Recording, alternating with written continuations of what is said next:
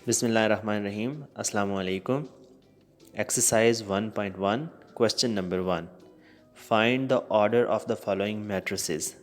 नीचे दिए गए मैट्रिसेस के ऑर्डर हमने फाइंड आउट करने हैं। तो ऑर्डर फाइंड आउट करने से पहले कुछ चीज़ें मैट्रिक्स के हवाले से क्लियर कर देता हूँ मैं कि जब हमारे पास कोई भी मैट्रिक्स होता है, जैसे ए यहाँ पे हमारे पास दिया गया है A is equal to 2, 3, -5 and 6, तो इसके अंदर तीन बुनियादी चीज़ें होती हैं। सबसे पहली जो इसके अंदर डिजिट्स मौजूद हैं, जैसे 2, 3, -5 और 6, इनको एलिमेंट्स ऑफ द मैट्रिक्स कहा जाता है, एलिमेंट्स ऑफ द मैट्रिक्स। जबकि इन डिजिट्स की या इन एलिमेंट्स की जो तरतीब है वो दो तरह की होती है, एक हॉरिजेंटल तरतीब है और एक वर्टिकल है। जो हॉरिजेंटल तरतीब में दिए गए हैं उस तरतीब को हम लोग रोज़ कहते हैं। फॉर एग्ज़ाम्पल 2 और 3 ये हमारे पास एक हॉरिजेंटल तरतीब में आते हैं, तो इस तरतीब को हम लोग कहेंगे कि ये इसकी रो है, जिसे उर्दू में कतार कहते हैं। और जो इसकी वर्टिकल तरतीब है, जैसे 2 और -5, 3 और 6, तो इस वर्टिकल तरतीब को हम लोग कहेंगे कि ये इसके कॉलम्स हैं। उर्दू में इसे कॉलम, इंग्लिश में भी इसको कॉलम कहते हैं। अब हमने इसका फाइंड करना है कि order of the matrix.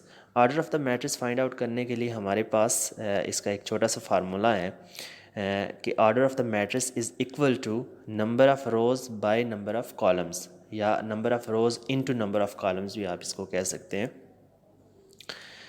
Order of the matrix यहाँ पे हम इसी तरह लिखेंगे, ऑर्डर ऑफ़ द मैट्रिक्स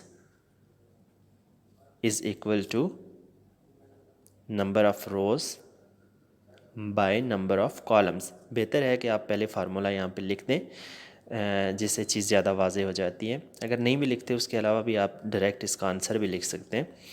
तो हमारे पास इज़ इक्वल टू हो जाएगा नंबर ऑफ़ रोज़। अब देखेंगे कि यहाँ पे जो कतारें हैं इनकी तादाद कितनी है।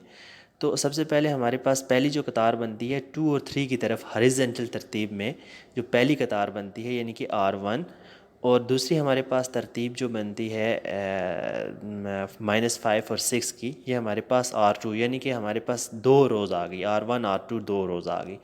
तो नंबर ऑफ़ रोज़ कितनी हो गई, यानी कि रोज़ की हमने सिर्फ तादाद लिखनी है, तो नंबर ऑफ़ रोज़ हमारे पास होगी 2 bye number of columns. Number of columns यहाँ पे कितने, कॉलम्स की तादाद कितनी है। देखिए हमारे पास पहला कॉलम आता है 2 और -5 की तरफ। अगर हम एक वर्टिकल लाइन खींच के देखेंगे तो हमारे पास पहला कॉलम ये आ गया, दूसरा कॉलम हमारे पास 3 और 6, ये हमारे पास दूसरा कॉलम आ गया। तो नंबर ऑफ़ कॉलम्स हमारे पास कितने हो गए, ये भी 2 हो गए। Number of columns is equal to 2। तो इसका ऑर्डर बन जाता है 2 बाय 2।